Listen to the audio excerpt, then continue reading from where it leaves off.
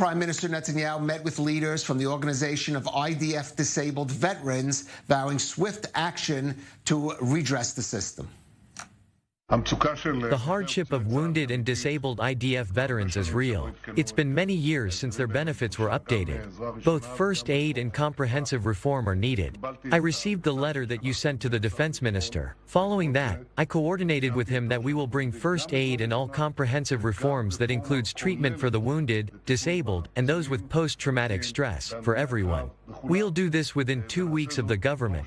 That is the recommendation, and I think it's very important to correct this terrible injustice and take care of the distress. Well, for more on this issue, let's speak with Sam Goodrich, founder and CEO of the NGO Soul Talk, and he joins us from the town of Hofit.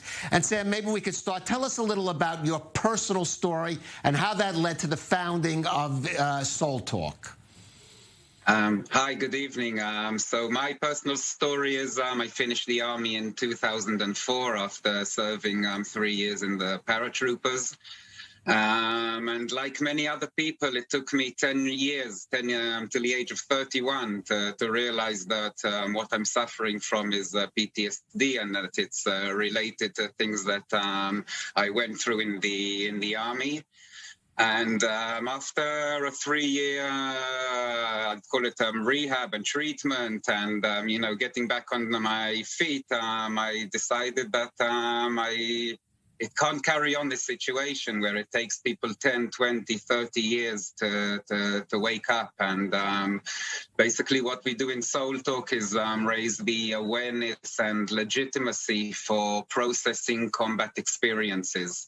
Anybody that was in combat should hear this phrase, processing combat experiences, and we connect people to places where they can actually process and receive treatment.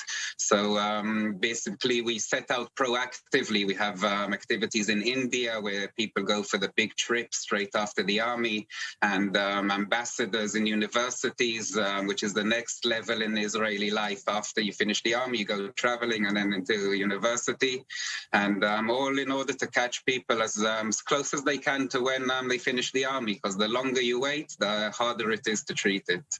Right. And now, Sam, unfortunately, Israel's a society where a military service is, or in theory, is not a choice. It's an obligation people have to do.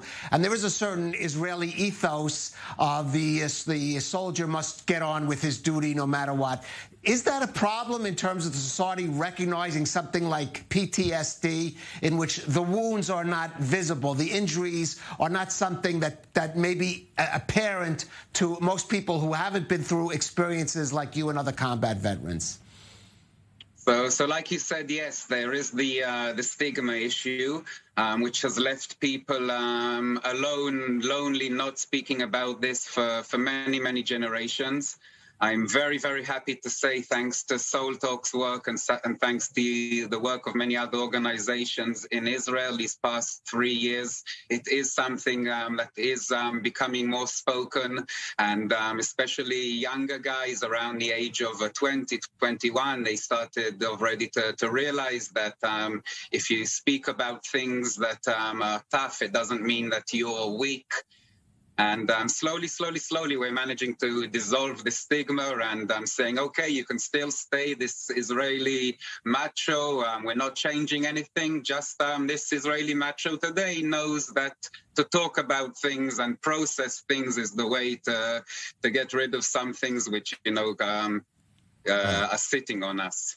Okay, progress being made, but clearly there are still problems, especially with the defense ministry bureaucracy. Let's talk a little about some of the issues that Itzik Sedian encountered when having to deal with, for example, the Defense Ministry Rehabilitation Office that in part drove him to this terrible act that he did.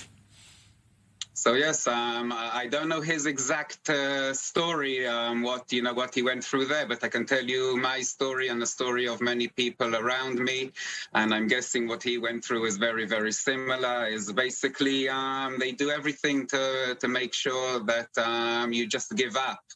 You're basically treated very often as a liar. First of all, you have to prove that that you're not lying, and they blame it on the most ridiculous things. Like usually, the most common thing is to say, "Listen, your parents got divorced before the army, so you already had issues."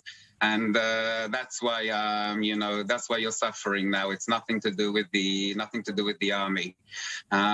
50,000 people have tried to claim from the Ministry of Defense, and they've only given to 5,000 people. As far as the Ministry of Defense is concerned, there's 5,000 people in Israel with PTSD, which is of course ridiculous. It's not the reality. Right. Now, veterans, those that protested, they are talking about a number of issues. I should say not just PTSD. They're also talking about getting compensation for also all kinds of things, including soldiers that may be injured in the course of duty, but not necessarily in combat situations. So there are things. But let's just talk about what you would like to see. The government, Prime Minister Netanyahu, made some pledges. What practical, concrete steps would you like to see the government do to address these issues being faced by disabled combat veterans?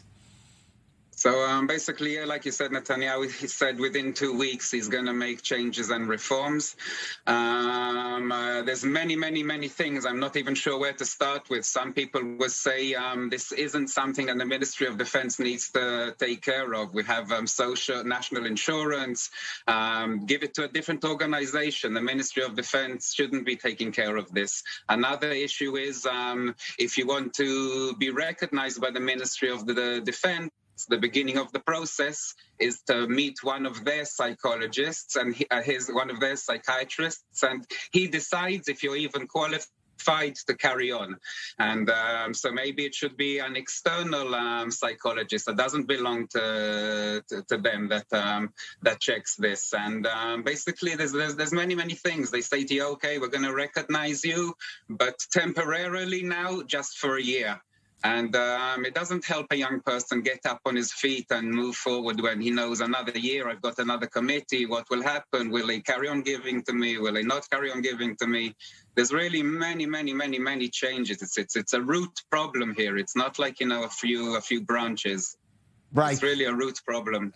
Briefly, you say a root problem. The word that we've heard again from Itzhak Sedian's family and from other veterans is respect, disabled veterans. And is that an issue, a core issue, just respect from Israeli society as a whole?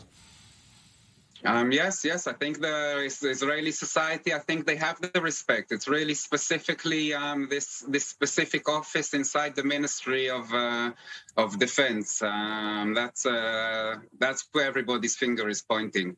All right. Well, hopefully these issues will be addressed. And of course, if not, I'm sure protests like we saw today will certainly happen another time. Sam Goodrich, founder of Soul Talk, thank you for joining us.